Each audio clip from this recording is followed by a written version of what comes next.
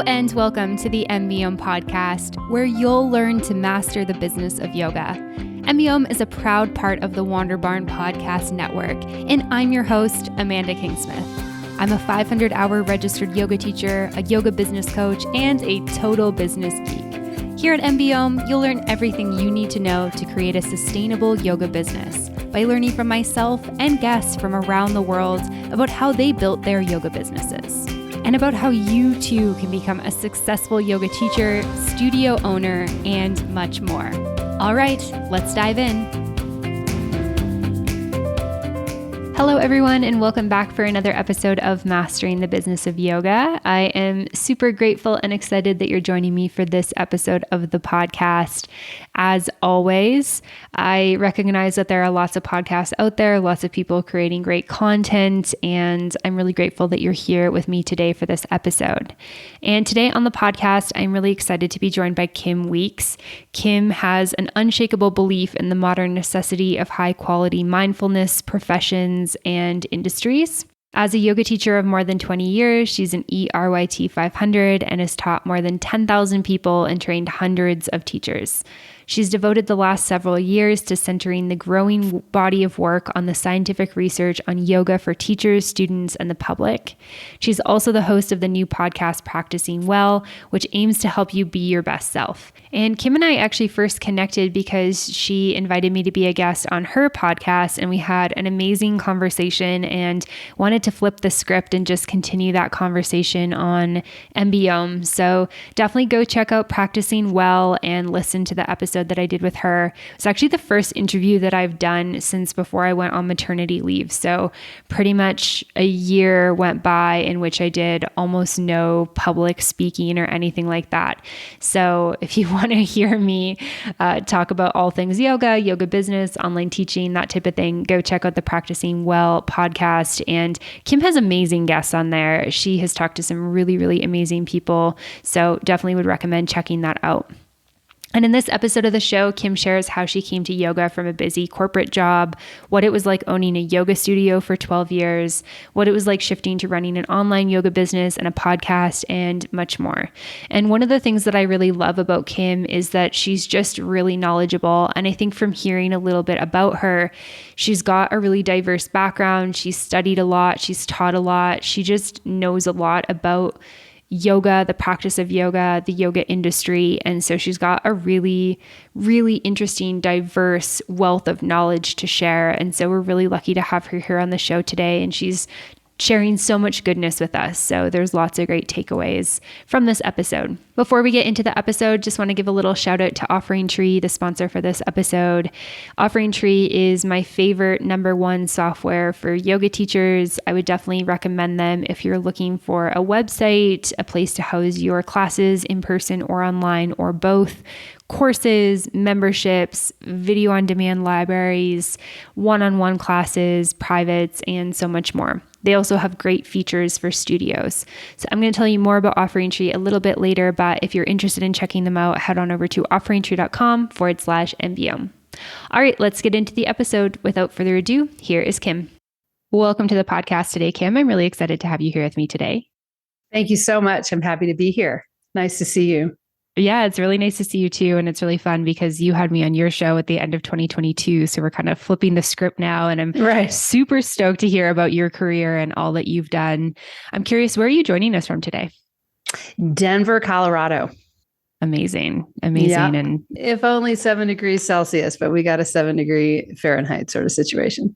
Yeah. Well, hopefully by the time this airs, it's a little bit warmer since it'll be closer to springtime. But yeah, sending you some warm weather vibes up north. And I want to start with a little bit around your yoga journey. Can you tell me a little bit about how you got into yoga, what inspired you to become a teacher, all of that good stuff? Okay, sure. What got me into yoga, what inspired me to be a teacher? 2 different things, but connected, of course. When I was in college, I had the fortune of studying German in Berlin in the summer between my freshman and sophomore years. And the woman I was staying with, who coincidentally, but also so interestingly, had smuggled people over the Berlin Wall.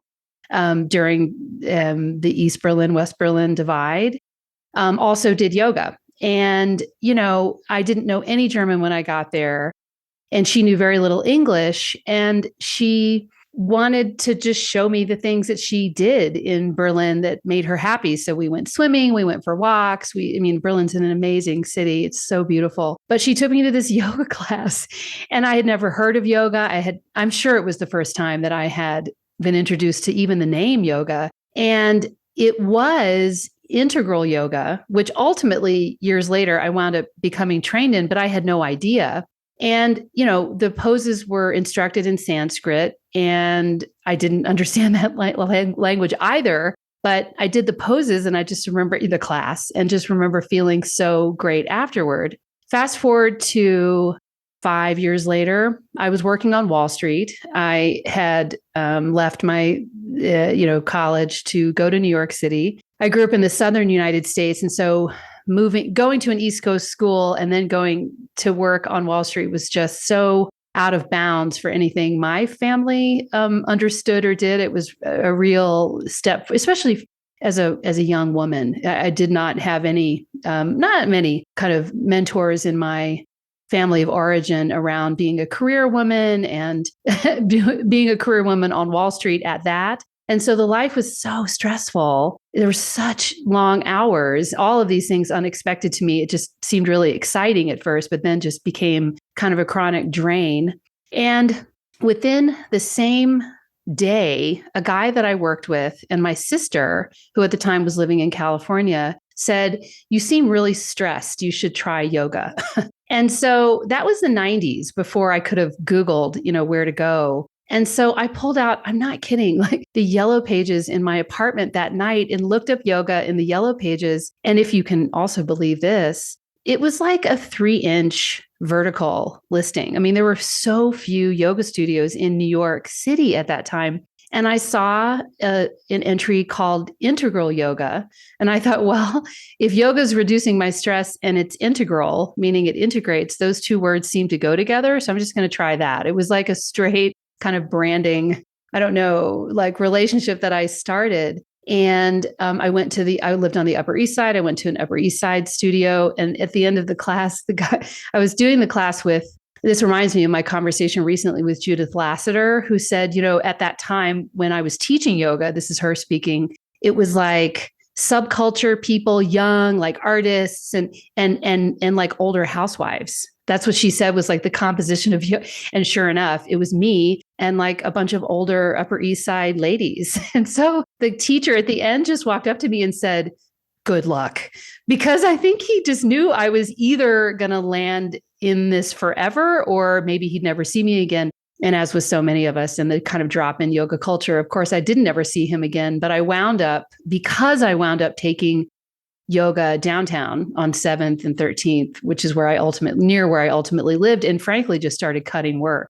I worked such long hours that I would be like, I can go to a lunchtime class. Like, why not? And so I would just go up to these classes. And, at the time, I also didn't understand so much of what I know now, which is that yoga is this multimodal practice of not just strengthening and stretching and challenging the musculoskeletal system, but it does that and also does it by harnessing this, like the first and last thing you'll ever do, the thing you can control and the thing you can't, which is your breath. And then on top of that, because you're combining breath and body, the mind is obviously up there, like observing from its black box, like the changes going on. And the mind's like, oh, the body's not telling me to produce more adrenaline. The body's not telling me to send some more stress hormones down in there to keep the body moving. It's actually calming down.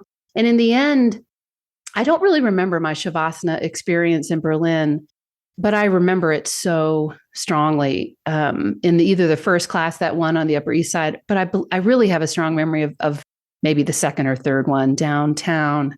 And I think as I was telling you about this, maybe when we were talking previously, I just couldn't believe they let us lie there. So I had this kind of like layered experience, the first minute, second minute, third, where I was like, whoa, I'm lying here with all these other people. Whoa, I'm still lying here with all these other people. whoa, I'm feeling so amazing and relaxed. And they're not asking me to do anything. They're leaving me alone and they're leaving everybody else alone. And it's just this beautiful, it was so hard not to feel even then how you kind of melt into your own feeling of universality and peace, really.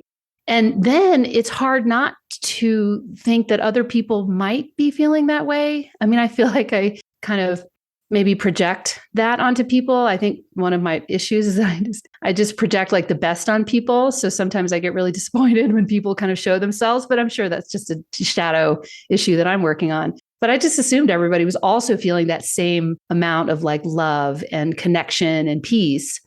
And so that was it. It was really, I mean, it was the movements. Those were fine. I remember feeling this weird existential experience in triangle pose. I was like, what are we doing? This is so weird. My legs are wide, my arms are up. It just felt so strange. But Shavasana just put it all together. And so fast forward to 9/11, which was some years later, I had just left the World Financial Center, which was like a baby building at 50 stories high. Underneath the Trade Center. That was where I worked. I had moved from JP Morgan to Merrill Lynch. And I had just left that job to move to Washington, D.C. to follow a relationship that I had started in Hong Kong, and had tried to get off the ground in New York. But the two of us just decided that D.C. was the better place because that was where he was based. Long story, it was definitely a lot of Amtraks and buses and planes and stuff. And I'm down in DC and 9/11 occurs. I was working for a software company at that time, Wall Street funded one, a venture seeded company, and was on a trip, actually a trade show in Atlanta with still one of my very best friends. And, Yahoo was the only thing going at the time in terms of the internet and news. And then of course we, were sort of, and it was a tech, a tech trade show. So we were among the first to hear outside of New York that, the trade centers had been bombed. And I lost a friend that day. I was within between 8:50 a.m. Eastern and 9, which is when we all realized what was happening. I was able to get to my A team, 7 people I was able to call before my phone jammed, before all the phones jammed, to find out that they were all alive. And it was voting day that day in New York. So most of them lived, or at least didn't suffer any major harm or have to flee because they were voting. But I did lose a friend who had moved from the financial centers to the trade centers. And I just overnight, especially because we couldn't leave Atlanta for, I don't know if I said we were in Atlanta, but that's where the trade show was. And we were stuck stuck, really scared in Atlanta hotel for days because we couldn't even rent cars to get back to DC. And in the process of that, I got back to DC a couple of days later, went straight to the grocery store and bought a bunch of food. Went home and cooked it all for myself because cooking has always been a nurturing kind of grounding thing for me. I bought a cat because I was I just need some kind of emotional service animal. I don't know. It took me maybe a month to be what am I don't want to do any of this. What am I doing for the world? I'm focusing so much on myself and I'm making a ton of money, and I really loved the people I worked with, but at that time, I was working for a software company that wasn't able to build a product that nobody really wanted to buy anyway. So the company later went out of business, but it was just evidence to me, especially having been in the kind of high finance culture for so many years, that there was so much money washing through the system. And yet there was still so much suffering in the world. And I felt so much suffering and thought, well, I want to change my life and maybe help other people change theirs. And so I just had an Eat, Pray, Love, the book, moment before she brilliantly published it, and got a yoga teacher training a few months later, put pause on my corporate career. And because of the self-regulating nature of our industry, opened a yoga studio 4 months after that. And so haven't really looked back since. Yeah, I know. I was gosh, the folly of youth, right? you're like, well, of course I can do this. Why wouldn't I? And so I did. Hey everyone, we're just taking a quick break from the podcast to talk about E-RYT. E-RYT is my number one recommendation for yoga teachers to have an all-in-one software for their yoga business. One of the updates that I am most excited about with E-RYT is that they have launched a ton of new website templates. One of the things that's always been great about E-RYT is that they are super, super simple to use. In the early days, I was telling people about how you could create a basic website in 30 minutes. Well, now you can create a basic website still in 30 minutes, but it has a beautiful look and feel to it. The old websites were still great, but they were basic. And now you can have a little bit more high-powered website that has a little bit more of a modern feel, a beautiful, clean design to it. You've got a number of different templates to choose from. And then once you have your template, you can go in and make edits right from the front end. So you see right in that moment how things are changing. So you can change the photos, you can change the font, you can change the copy that's on the website, the buttons, colors. So you can make everything have this modern feel, but with your brand. This is one of the things that I'm super, super excited about E-RYT, and one of the things that I've been having really amazing conversations with yoga teachers about, because they're really excited to have a website that is not only functional and simple and easy to design, but something that also looks really great. So if this sounds up your alley and you've been looking for exactly what I just mentioned, head on over to offerintree.com/MBO. You can sign up for a free trial and you'll also get a discount.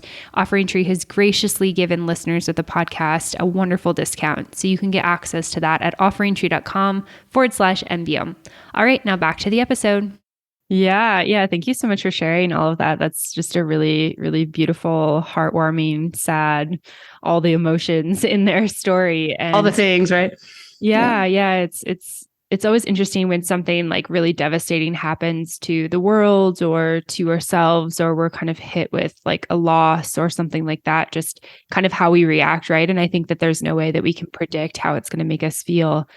But I feel like the kind of lemonade of those lemons, right, is that you were able to recognize like, hey, this isn't what I'm supposed to be doing. Like, yeah, I'm making a ton of money. I work with great people. There's great people in all industries, right? But this isn't serving me or serving others in a bigger way. And now you've been on this path for over 20 years, which is really amazing. Years. Yeah. So I'd love, just since you've been teaching for so long, and obviously we don't have time to go into like the nitty-gritty of your whole career, and I really want to dive into a lot of your learnings from it. Can you give us kind of like the high level overview? Like, so it's like 2001, maybe early 2002, you own a yoga studio. How long did you own that for before you went into the next thing? I owned that studio for 12 and a half years. It opened it at a time when there was very high demand for yoga studios and not a lot of supply. So it was a great, trip and trek while it was.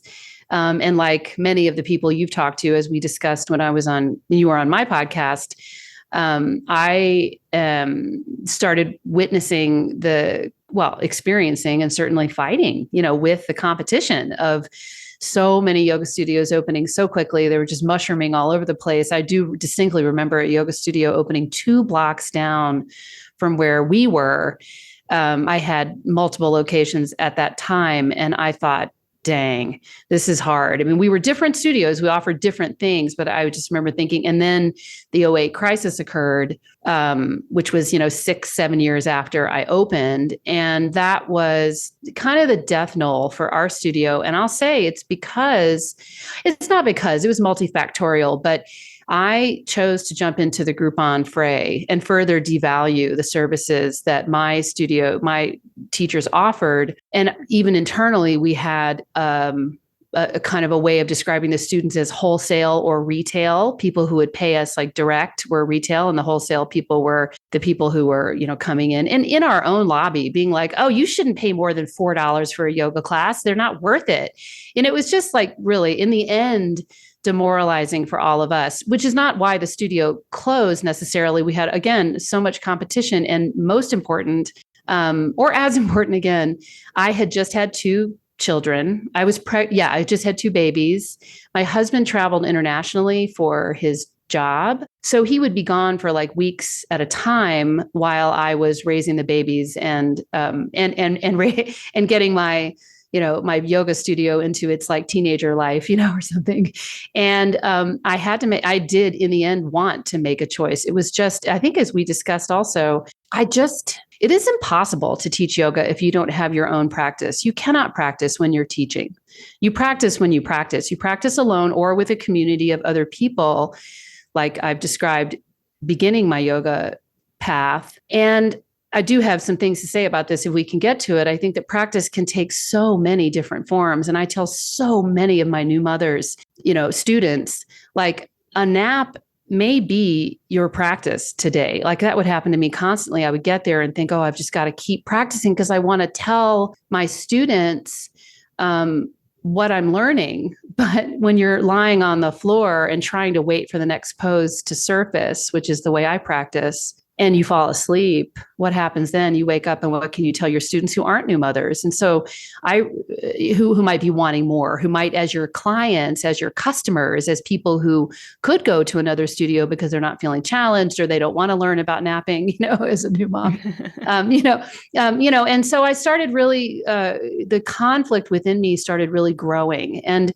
I had a decision point, which was I can go kind of wall to wall childcare. I can, sort of have a full-time situation, childcare for my children and leave home every day, like 8 to 5, 8 to 6, 8 to 8. But anybody who owns a yoga studio knows it's a full-time job. It's not an 8 to 5 job. It's a full-time. And I was just like, I've forsaken my practice. I don't know where my body is or my mind and my breath are anymore in this. And that is not going to continue to allow me to offer an authentic, strategic, long-term yoga offering to my clients and my students. And I will say that I had, over 20 teachers.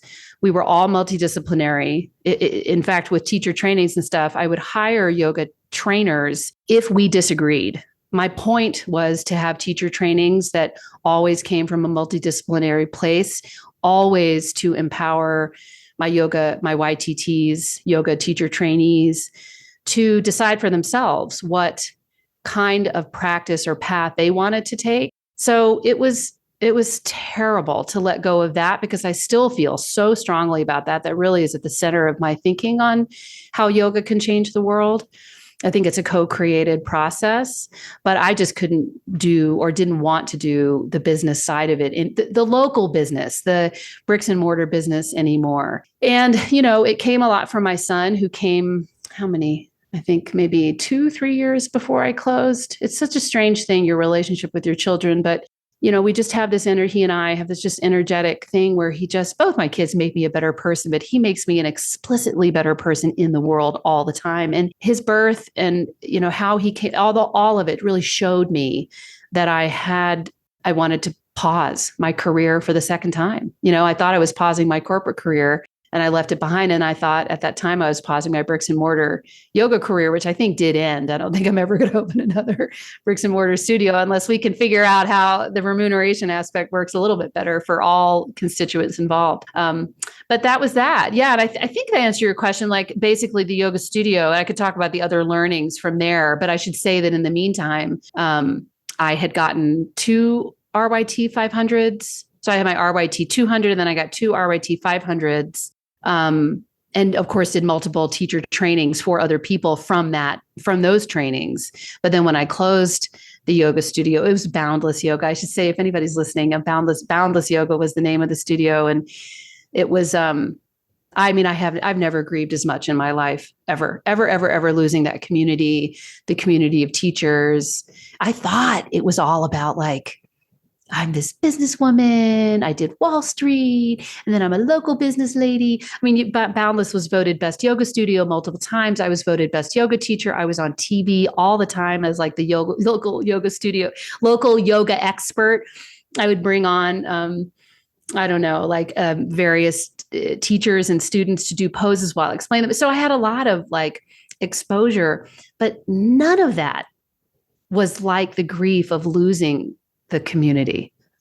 It was just terrible. Anyway, and so I didn't frankly think that when I closed the yoga studio, I would ever teach again. I really thought for sure that so I did stop teaching for about 18 months and was very sad and depressed. Happy to be with my children, loved every minute of it, made a lot of bone broth and started a cooperative preschool. I started a rock band. I did a lot. I kept myself busy trying to find my way again, but dang, I miss teaching so much. Yeah, So yeah. Thanks so much for sharing that. And I feel like just being 1 year into motherhood myself, I feel like I resonate so much with this. Like, I feel like it's a little bit of like a tension, right? Because it's like you want to show up 100% for your child, but you also want to show up 100% for your business. And that's really hard. There's just not enough hours in the day. There's not enough time to sleep. And I can really right. resonate with the like new mom. Sometimes we go to move our bodies and what we do is fall asleep. So Exactly. You're like, how long can I actually do Supta Baddha Konasana? Okay. yeah, exactly. Yeah, for sure. And I really honor that journey for you. And I feel like I just really resonate with a lot of it because I feel like one of the things that maybe people don't tell you before you enter motherhood, and maybe people can't tell you and can't really prepare you for, is just how you're going to feel once that baby's in the world and what you're going to want. It's like everything changes. And I kind of thought like, like my business is like my first baby. And I knew that my human baby was going to come before that. Like I knew that, but I feel like I just didn't really understand how much my priorities were going to shift and how much it was going to be like, this tiny human needs me. And that's what's most important right now.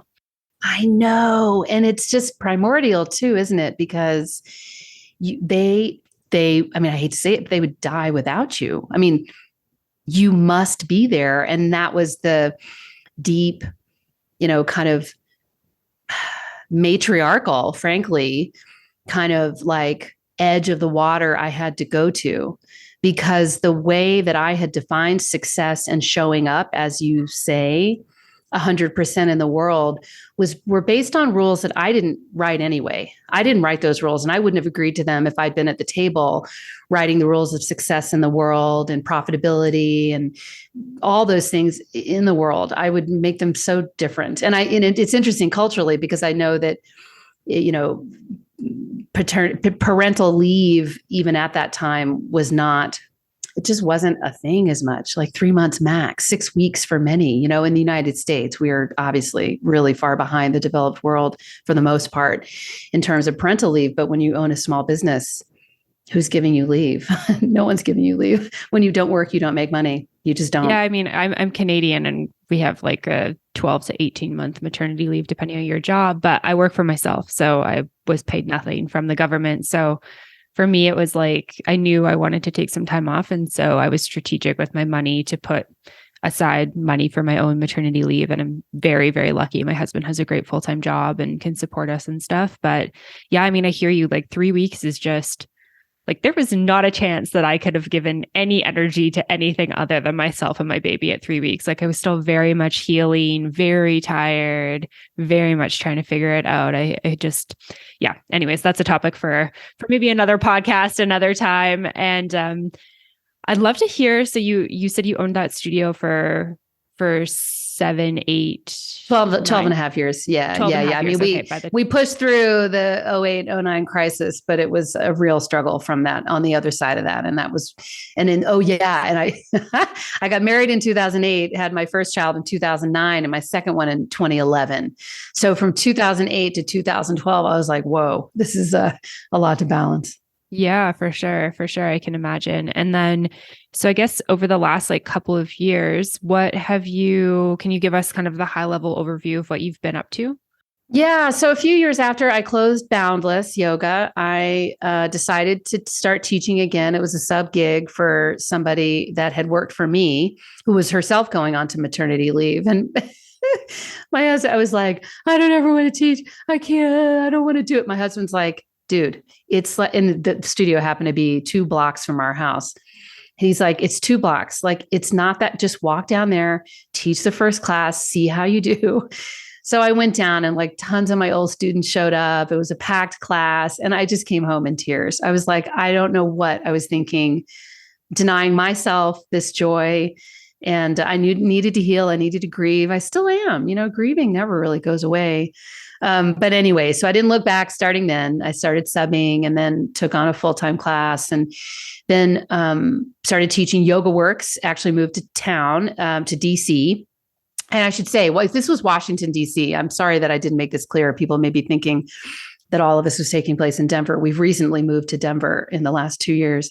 This is Washington, DC, and Yoga Works moved there, and I helped them I was just, they wanted to hire a couple heavies, I guess, to get their flagship studio in DC off the ground. And so I approached them, I think, it doesn't matter, but I started teaching and was like loving it so much, and had at that time, and during that time, I should say, had continued my own studies. Even though I never thought I would never teach again, I had really kind of begun to rest and grow in the Iyengar yoga methodology. I had started in integral yoga, and from integral yoga on the path to Iyengar yoga, I had taken a bunch of Anusara, kind of lapsed Anusara people. I'm sorry to say this. Anusara never really resonated with me as a practice. I love the ideas. I love the methodology. I love the way it goes. It was just, I was a little afraid of John Friend, to be honest. I just didn't feel comfortable. So anyway, it's really important to me to feel like kind of comfortable with a teacher and feel like I can be safe in the class, obviously. So I learned from a lot of like Iyengar lapsed people and Anusara lapsed people. And, but then found John Schumacher, who remains, my dear friend, dear mentor, dear teacher, like everything. And I just kept on with Iyengar yoga. And so I used my re-entering yoga teaching in about 14 to 15 to 16 as the opportunity to become an Iyengar yoga teacher, which takes like 3,000 to 5,000 hours of study to get to the point of like the weekend in which you're either certified or not. And that weekend entails like a long test. It entails like a long practice where they observe you, they take notes, they send you notes later about the things they think you need to work on. They told me, for example, like really needs to relax her throat in pranayama. It was such a great piece of feedback because it's where I hold all of my attention. And instantly they saw that, for example. I mean, I was kind of nervous being watched, doing pranayama. So maybe that's why I was extra tense. I don't know. But as a fellow Iyengar yoga person said, that certification process makes you certifiable. I mean, you feel insane by the time you go in because it's so stressful, and you teach like a mock class to Iyengar yoga people. And it's crazy. They give you the sequence right before as the weekend starts. You have the weekend to figure out like how to teach it, blah, blah, blah. And so I became certified as an Iyengar yoga teacher. And, then brought Iyengar yoga to Yoga Works in Washington, DC, which was really cool because it brought a bunch of Iyengar yoga people out of the woodwork. John's Iyengar yoga studio, Unity Woods, had closed at that time. So there were a lot of like alignment loving Iyengar yoga people looking for a teacher. And so I became that for a little while. And then we went into COVID, and then COVID went, down. And in the meantime, I had been deciding while teaching yoga, what I'd always experienced in my teaching. And this is Washington, right? There's lots of people who are downtown at what we call K Street, Capitol Hill, et cetera, as stressed as the day is long, just exactly like I had been on Wall Street. So my messaging and my bio enabled them to trust me as somebody who understood what they were going through outside of the yoga classroom. And that kind of naturally led to relationships that I developed for the corporate world. So I was beginning to give, mindfulness in yoga presentations, mindful breath presentations, and even beginning to write for the Washington Post because I became good friends with someone who's there still now, a reporter. And she wanted me to come in the wake of the 2016 election and talk about mindfulness in times of stress, for those of us who are feeling, poorly about the results of the American 2016 election. And so again, with the kind of media thing, I kept kind of skipping along this sort of media train and doing media spots and writing and doing these corporate presentations. And so that was when I started my company now called Weeks Well, which is, a mindfulness and strategic communications organization that fosters transformation. My goal is to have or be in the midst of or co-create a marketplace for high quality yoga education and wellness content. I believe that there's a white space for that, something that, many organizations have tried. And, we're at a really evolutionary place in the yoga, wellness, and mindfulness industries in these industries. And I think there's a way to cohere that content and teaching in a way that, first of all, creates a more equitable reach. Because the truth of the matter is we're still in a very, yoga practice and wellness practice are for the most part practices of privileges of time and money. And I think there's a way to deepen that and broaden that reach. But I think also in our self-regulating market, there is so much misunderstanding and lack of kind of positionality and definitionality around what we're really doing. So people know what they're actually getting, So I can talk about that more. I'd love to, but that's what kind of, as I was teaching yoga, these yoga relationships kind of turned into these office relationships, and these office relationships turned into higher paying consulting work, which was so gratifying and edifying and interesting. And one of those consulting relationships was with Yoga Alliance, which was fascinating. It was one of my former teacher trainees who was running the marketing department there. And she said, you've been at this point, she said, been teaching for 16, 18 years, and you have so much multidisciplinary experience. So we need content experts, quote unquote, within the organization to help us with XYZ things. And those XYZ things were around evolving their standards. The Yoga Alliance has 8 standards. It's yastandards.com. I was the main editor of that evolution, which was really cohering like hundreds of people that had been part of advisory groups from around the yoga world to try to agree on teacher training standards, teacher standards, inclusion standards, scope of practice standards, online teaching standards. It's one of the things where I, see you as such a visionary, like preternaturally skilled at seeing that, seeing like around the corner of that. Because if you read that, you'd be like, yep, check, check, check, check, and check. I've been doing all the, this kind of thing. But anyway, so those standards, and that led to the relationship that I have now with Satbir Singh Khalsa, the Harvard Medical School associate professor of research at Harvard Medical School, who's also Yoga Alliance's research director.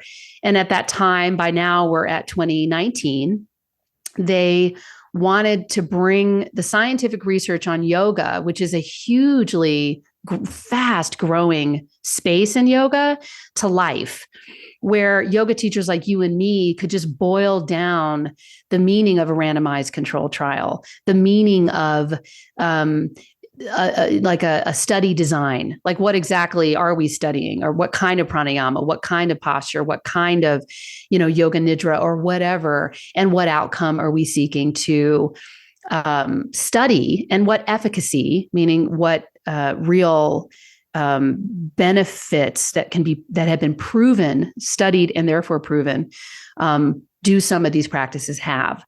So Yoga Alliance has, to its credit, a scientific research site, not really a microsite, but it's just a drop down from their website, and just under 1,000 citations or research papers that anybody could read. And so we were in the process of doing all this stuff, of bringing all this stuff to life, quote unquote. and filming, this is back to the media work, 26, I call them like infomercials, yoga infomercials, in which I was the person interviewing Satbir, this PhD, researcher, like, tell me about the studies on yoga and cancer, breast cancer specifically. Yoga and breast cancer is a huge field of study right now. Tell me about yoga and respiratory function. Tell me about the studies on yoga and asthma, stuff like that. So we did 26 infomercials, 7 minutes or so, where I'm like, tell me. And he says, well, thanks for telling me. And they're really, they're just very produced, but they're awesome. And Yoga Alliance is still working on releasing those. I hope that they will to great effect at some point, but right now they're not available. But they're awesome. And then we went into COVID, and of course, like whatever, we all fell off the ledge together. And as we did, Yoga Alliance was like, we know so many people, we do so much content, like we got so much stuff. Why don't we just platform a bunch of stuff for people in lockdown? So Satbir and I went on to, among hundreds of other content providers, I moderated, he presented like 70 scientific research on yoga webinars for hundreds, and in some cases, thousands of people at a time on all of these topics, on so many different ways that yoga teachers in lockdown could learn and study how to improve their teachings, how to improve their practices, and how to, and Yoga Alliance was doing all kinds of other things at that time. So we had the chance, Satbir and I, to meet so many people who, younger teachers, especially, who just had lost the thread of where their teaching had come from, like who their teacher's teacher was. They didn't really know.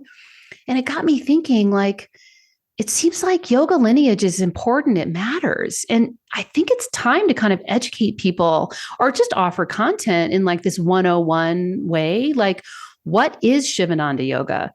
What is integral yoga? What is Iyengar yoga? What is Kripalu yoga, et cetera? So I pitched that idea to them. They said yes. And they decided after our 6 101s, they canceled one of them because they were really concerned about the conversation on Shivananda specifically being triggering for victims of within the Shivananda lineage and school. We had gone ahead, with Kundalini and with Ashtanga, of whom there are many victims. And so they just decided that it was not a comfortable space for them to be in. And they decided not to continue with the lineage conversations, I think, as a result. So, but the demand was so high and people were so interested that I just took the conversations to my platform. And so I've been doing it ever since, having these kind of intersectional roundtable conversations on what is yoga therapy and how does that get placed in yoga lineage. I have had, Vini yoga and Iyengar people at the table talking about their respective lineages. I've had post-lineage people coming in being like, lineage is, like it's good. It's like practicing scales, but who needs it? And it's just fascinating as you and I talked in our conversation, I see myself as kind of second generation. At least I'm at 51, a generation below the people who are in their 70s, and I've been bringing in tons of those people because so many of them I learned from. They're like Richard Freeman and Mary Taylor and Doug Keller, and then even people like Monique Schubert from Kripalu, who are in my generation. We just all have a lot to say and learn about where this has come from, where we are in this post-COVID kind of lots of online learning environments, and where this self-regulating market might be headed. And so I am continuing on exploring the conversation. I'm talking to Cindy Lee in an hour, on like what yoga lineage is and why it matters. And that's what ultimately led to my podcast, Practicing Well. So I'm continuing consulting on the side. I'm doing that and finding my way teaching here in Denver, because there's nothing like being in person, teaching people, as we've discussed. But my heart now is really and my mind are turning to, the fact that 20% of the US population has practiced yoga in the last year, and 24% of people between 50 and 80 have practiced yoga in their lifetime. I mean, yoga is a household word now. And so I think there's a lot of white space where we can correct for some imbalances and misunderstandings of what yoga is, what it is and what it isn't, and create a body that might correct for what I see as very poor compensation for workers in the yoga field. I think we should be paid more. We should be paid a fairer value for the services that we offer, and to expand our societal impact and value. I think there's a way to get to do more. And so that's what I'm into right now. Yeah. Wow. Thank you so much for sharing all of that. I feel like you have such a vast knowledge of all things yoga and just such a curiosity that strikes me as so genuine and just so interesting. And I just feel like I love everything you're doing. So very excited to share links and whatnot, which we can share in a little bit. But I'd love to hear some of your kind of top business lessons that you've learned through your career, if you can kind of dwindle them down to a few. And I think one that I'll just prompt you with to start that you kind of talked about really early on in our conversation together is that as yoga teachers, we need to be practicing constantly. And this is something that, like, when I teach the business of yoga, this is one of the like foundational pieces. And I think it's something people don't expect. Like, they're like, oh, I'm here to learn about like email lists and social media and how to get clients. And like, I feel like the foundation of being a successful yoga teacher is keeping your practice. Totally. I love that about you. I think it is. I just think the work you're doing is great. And I really honor and support it because it is so easy to look at this practice. Let me say that a different way. It's so easy to look at this business. And this is kind of a real existential thing that I would recommend people like dispensing of. I don't think you should think about it as much as I do, because I think it's a time waster. But this existential thing that I have around, we're trying to be education, places of education, but yet we're for-profit businesses. And I think that's interesting. So one question I have is, or piece of advice I would have for anybody starting out a yoga business, is to ask yourself, what is profit to you? Is it just straight bottom line profit? Or can you, with yourself, with your intimates, your partner and your circle of advisors, because you have to have like people around you to help you. You're not ever doing this alone. Is to decide how you define profit. Is profit straight bottom line financial profit, or is it emotional profit? Is it psychic profit? Can't be karmic profit, right? Because, the karma thing would necessarily mean that you're just putting the work out there without attachment and acting in the world as best as you from your own center can. But I think that asking yourself about sort of your own quote unquote profit margins are super important. I think that one of the major things I learned going from high finance sounds so obnoxious, to corporate finance, like investment banking. I don't know. High finance just sounds so like, blech. But that's what, so from investment banking to local business. Okay. I remember having a conversation with a student years ago and saying, like, it was even hard for me, even in the late 90s, to conceive of the hundreds of millions of dollars on the table. I don't even know if we at that time were having any conversation about like billions, like with the B. But to go from that to like, okay, how am I going to price an actual yoga class, and what will be my projections for gross revenues this year? What can I get by on net revenues, and what, will be my profits? That kind of thing. Those numbers are obviously a much more manageable set of numbers versus like 700 million or whatever. And so I think the intentionality around that and the focus on what profit means to you is really important, because in the yoga field, time is money, like it is everywhere else. And building in time to cultivate your own skill set is necessarily also the time you are devoting to nurturing, and therefore building out your own contact with your authentic self. and what you're showing, like you were saying before, like what is the 100% you're going to show up with for your students. I had another student who told me at the very end of Boundless, he said, I was apologizing to him because he was one of my favorite students. You know, we always have the favorite students, and he was one of my favorite students. And I just said, it was part of the grieving process. I said, I'm just so sorry to let you down. I'm so sorry that I'm leaving this like on the table, basically. And he said, the thing is, you grew less interested in what you were teaching us because your mind was elsewhere, your heart was elsewhere. So that's what we were able to see. So that's the second thing that I would say, is that your discerning students will always see you. They will always know you. And there's nothing you can hide. And there's nothing you should try to hide. You know, that's also part of the yoga practice. This is truth and honesty. And, you know, we could go into the yamas and niyamas, but the yamas and niyamas surface naturally when you practice really in an authentic way. Like the yamas and niyamas come to you before the words form. You know, if you're being truthful to yourself, if you're not harming yourself, if you're, you know, practicing cleanliness and energy, you know, retention and self-study and all those things, they're such important. They're there, you know, and if they're not there, your yoga practice is going to wind up being different. And that's the third thing I'll say, is that profitability question and that like honesty piece, like that showing yourself piece, is also about who you want to attract. And that's where the business is really important, because your mission, your vision, your values, and your customer promise have to be on lock. You have to know exactly what those are and be willing to experience the sort of loss that you're not going to be everything for everybody, and that who you are is going to attract a certain kind of person, and who you're attracting is necessarily a reflection of your practice. So those are some of the lessons I've learned along the way in terms of the business. I am not sure, to be honest with you.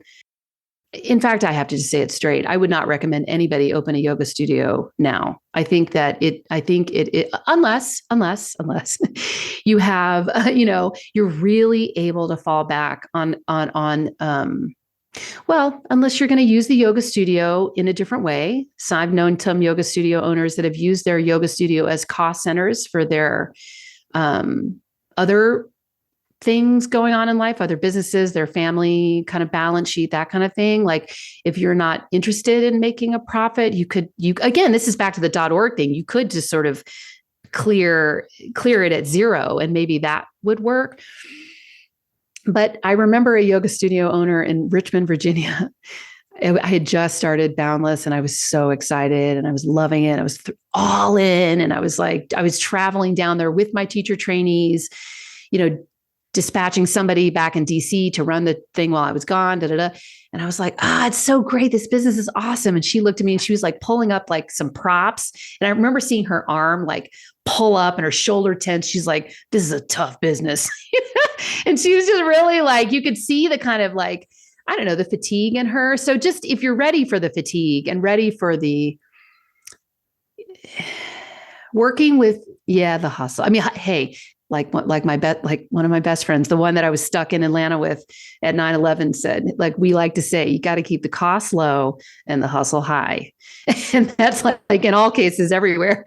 But the hustle, I think, has a sharp edge to it as a yoga studio owner, because half of the people you deal with every single day are not practicing yoga. And I'm not saying that practicing yoga makes you like 100% of the time better person all the time.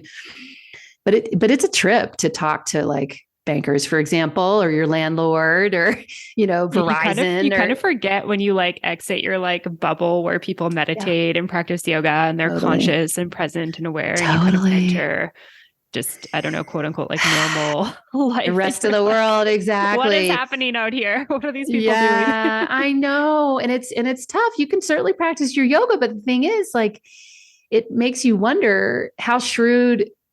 I mean, that is the razor's edge, man. I mean, that's also the yoga, right? Like that's going out into the world where other people are like cutting you off in traffic and they're being dicks and they're not being present at all. And they need to take a deep breath. It's like can you hold true to what you know?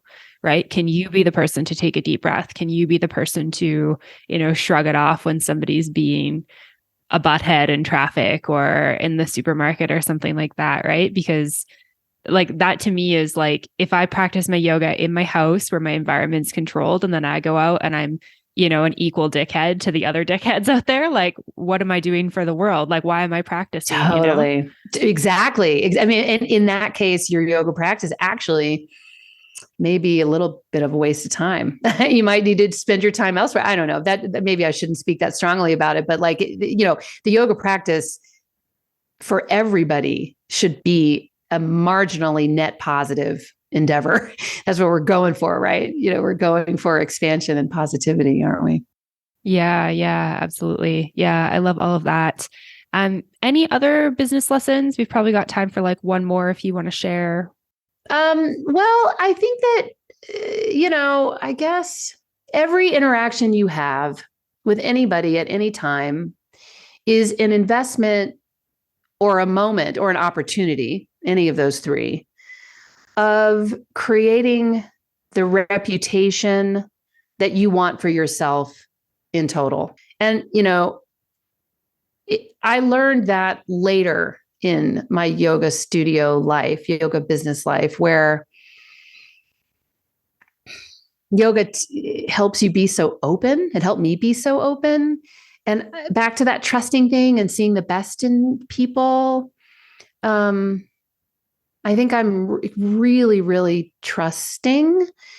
And sometimes I would forget, I think, that I also was in business and had this like external personality and something and something that I want people to know about me going forward, and I think the honesty is one thing, but balancing that with your own like strategic purpose in life is really important. And just recognizing that your relationships are things you're building like over a lifetime. Um, and now that I'm 21 years into the yoga field, I'm enjoying so much making contact with lots of people I've been circling for years, or I've known, or they've known about me. And the conversations just instantly are happening, and they're deep and they're meaningful and they're real. And they're, conversations with like other, if I may, influencers and people that have been at this for a long time. And you see in the end that we all want the same thing. So it's just a matter of hearing what people are saying to you about themselves and what you are projecting and putting out there about yourself to others. There's a beautiful potential synergy there. But of course, relationships with human beings can be really fraught.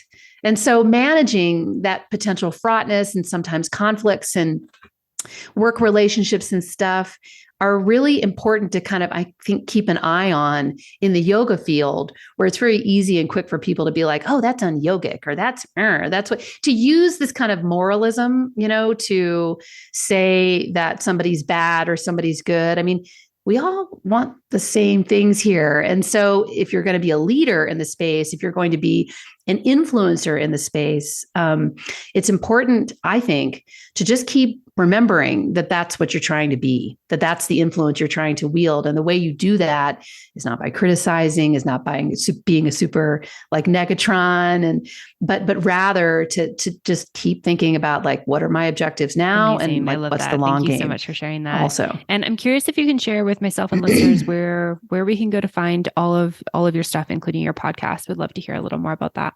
Oh, thanks for asking. So weekswell.com is my website. And that just is first of all, description of the things that I've been doing. And it's also a portal to my online platform, which I neglected even to say in this conversation, because it's so part of my life. I still teach online. I'm still innovating those teachings. And I think we may have discussed this, like, nobody turns their screens off in my teachings. Like, I'm looking at students, I'm giving like feedback all the time. They are highly personalized group classes in which I've been over the years just working so hard on and perfecting, the way that I teach, who I teach, how I teach therapeutically.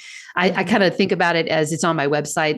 I call it limb therapy, LIMB, limb for the actual limbs, but also for lineage.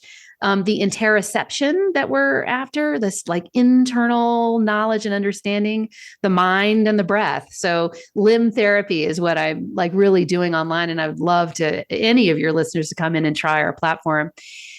Practicing Well is the name of my podcast, which you can also find from the website. And basically, those are the two sites where you can find me, obviously LinkedIn and other places like that show my actual CV of my corporate and other experiences. And that's all there. I mean, my client list is there and all that stuff. But Weeks Well and Practicing Well are my two main sites. Amazing. Yeah. And I had the pleasure of I should say, Practicing Well. Yeah, Practicing Well on Anchor. And you had the pleasure of being a guest of mine. Yeah. I was really, really honored to be a guest on your show. It was really fun to chat with you. We had a really awesome conversation. So you guys should definitely go check that out and definitely check out everything that you're up to, Kim. I'm really excited to be following your journey and be connected with you. And just want to say thank you so much for your time today. This has been such an amazing conversation. I'm just so inspired by your journey, everything that you're doing, and excited to continue learning from you. Well, likewise, Amanda, you're great. It's really great to see you again. Oh, thank you. All right, everyone. I hope that you enjoyed that episode of the podcast with Kim Weeks. Make sure you go and check her out, check out her podcast and everything that she's up to. And a huge thank you to Offering Tree for sponsoring this episode. Make sure you guys go and give them some love. Check them out, offeringtree.com/MBOM. If you have any questions, definitely feel free to reach out. Let me know. And a big thank you to you for listening to this episode of the show. I'm so grateful that you're here and back for this new season. I hope that you're enjoying all the amazing guests we've had so far, and I'm excited to share more episodes in the coming weeks. So thank you for being here. Thanks for listening, and I will see you next week. Bye for now. Thank you so much for tuning in for this episode of the podcast. To find links, notes, resources, and everything mentioned in today and all episodes of the show, you can head on over to mbomyoga.com. You can find the podcast and myself on Facebook and social media at Mastering the Business of Yoga. And I would love for you to join the private Facebook community, Yoga Business Badasses. If you have any questions, comments, or feedback, please make sure you reach out to me at info@mbomyoga.com. And last of all, if you enjoyed this episode of the show, please make sure you hit subscribe and leave a review for the podcast. It would mean the world. Thanks so much for listening, and I'll see you next week. Namaste.